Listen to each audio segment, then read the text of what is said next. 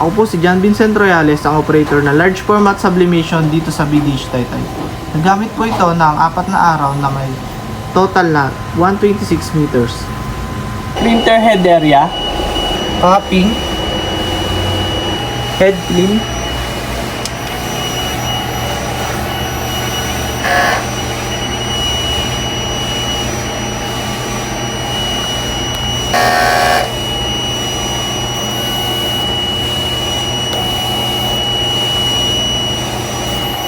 after head clean, punasan ng wiper.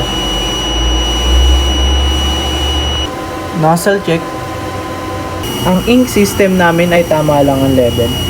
Ink tank area. Ito po ang waste tank. Malinis po ito nung July 6. Pang ABR and ABR plug. Ito po ang stock naming ink. 3 cyan, 3 magenta, 2 yellow, and 2 black. Subli paper. Ito po ang aming in-use ink. Sa ink cyan, magenta, yellow, and black. Subli paper. Output records.